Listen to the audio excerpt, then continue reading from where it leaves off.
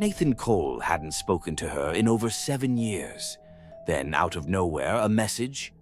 "I'm back in town. You should come by. I've missed you." She said she was staying in her grandmother's old house. Said she found something he'd want to see. He went. That night, his phone stopped recording at 3:11 a.m. His last known location pinged once, then never again. There were no broken windows, no signs of forced entry, no calls for help.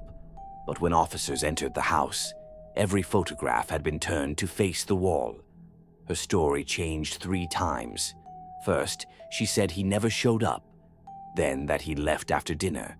Finally, she claimed he was never real.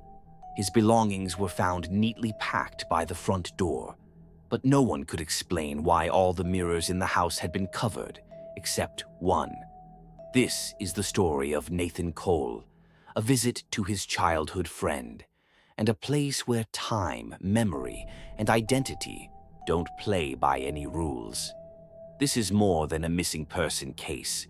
It's a story of a reunion that never should have happened between a man trying to reconnect with his past and a woman who may not be who she says she is. What began as a quiet weekend visit turned into a psychological nightmare.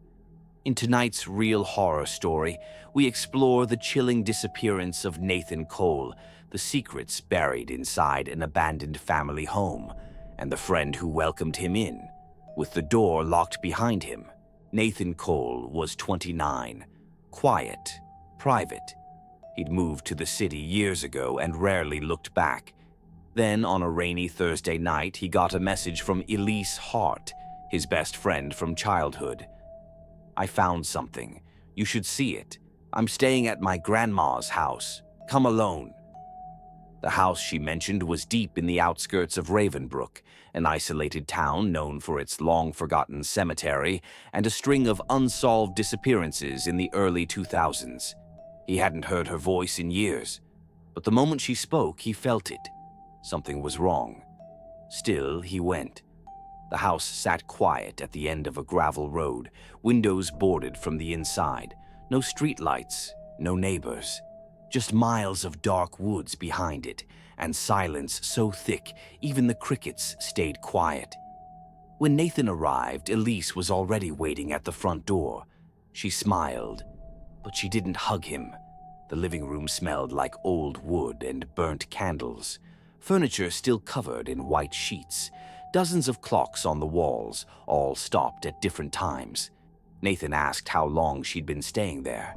Elise just said, "Long enough to remember what we forgot." That first night, the power cut out exactly at 2:17 a.m. He heard footsteps upstairs, but according to Elise, no one had been up there since her grandmother's funeral. The first night, Nathan couldn't sleep. The house made too much noise and too little sense. He heard pacing above his room, measured, slow steps, despite Elise insisting the upper floor had been sealed off for years. Around 3:11 a.m., his phone vibrated once. A notification, new voice recording saved. He never remembered pressing record. The audio was just 6 seconds long, a woman's voice whispering. He finally came back, but the voice wasn't Elise's. Day 2. Nathan explored the second floor.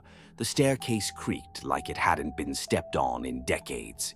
He found old photographs, family portraits where the faces had been violently scratched out, except one, a photo of a young girl in the corner of a room, her eyes locked directly with the camera.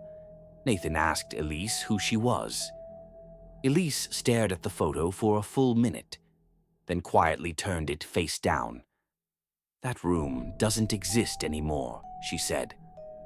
That night, Nathan woke up at 3:11 again, this time to the sound of something breathing right next to him. He turned on the flashlight. Nothing. But when he looked through his phone gallery, there was a new photo. Black, except for a reflection. His face staring into the lens, and just over his shoulder, something else. Day 3. Nathan texted his friend back in the city. said he'd be leaving that night. His friend never got the message. The phone call history on Nathan's device shows one outgoing call at 2:44 a.m. to a disconnected landline. That number hasn't been in service since 1996. Elise grew quiet. Her behavior changed. She stopped calling him by name. She referred to him as the guest, and when Nathan asked what she meant, she smiled. The house remembers who stays. It forgets who leaves. On the fourth night, Nathan set up his phone to record while he slept. He left it propped on the nightstand. The next morning, the footage was gone. The folder was empty. But the phone still showed 6 hours of battery drain. The only thing left was a file buried in the storage, labeled "Play Me." It was 3 seconds long. Elise's voice whispering, "Stop watching." Nathan confronted her, asked her what was happening. She laughed quietly. "You're the first one to last 4 nights," she said. When he asked what that meant, she didn't answer. Just walked upstairs and never came back down. He followed reluctantly.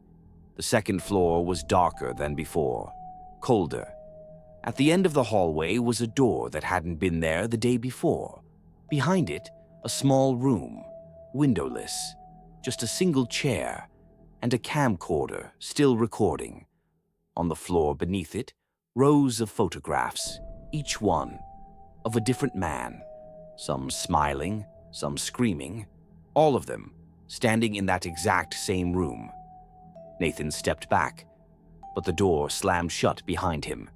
When he tried to open it, nothing. Then a voice came from the camcorder speaker. "Now you remember." The lights cut out. Something moved in the room, fast. Nathan screamed, but no one was around to hear it, except the camera, which kept rolling. At 3:11 a.m., the file stopped recording, and Elise was gone. 2 days later, a missing person report was filed. Search teams combed the Ravenbrook house. They found no signs of Nathan Cole, no fingerprints, no blood, no struggle. Just one item left behind, his phone. It was placed carefully on the second-floor landing, face up, screen off. Forensics recovered one corrupted file. The timestamp, 3:11 a.m. The contents, static, followed by faint audio. A male voice, "Elise, please open the door." Then silence. Authorities tried to contact Elise Hart, but there was no digital footprint, no records of her living in that town. The Hart family had moved away 20 years ago. Elise's grandmother died in 2005. And the house? It had been abandoned since 2006. No one has entered since. Local legends now call it the guest house. Some say they still hear footsteps inside. Others claim if you knock on the front door at 3:11 a.m., you'll hear someone knock back. But no one answers, and no one who stayed overnight has lasted more than 4 days. What happened to Nathan Cole remains unsolved. What do you think he saw that night, and who, if anyone, walked out? If this case left you unsettled, you're not alone. We've covered dozens of real horror stories just like this, each one more disturbing than the last. Hit the like button if you made it this far, and subscribe if you want more stories that will keep you up at night. But before you go, what do you think happened to Nathan Cole? Was Elise ever real? Or was he answering a call from something else entirely? Drop your theory in the comments. We'll be watching.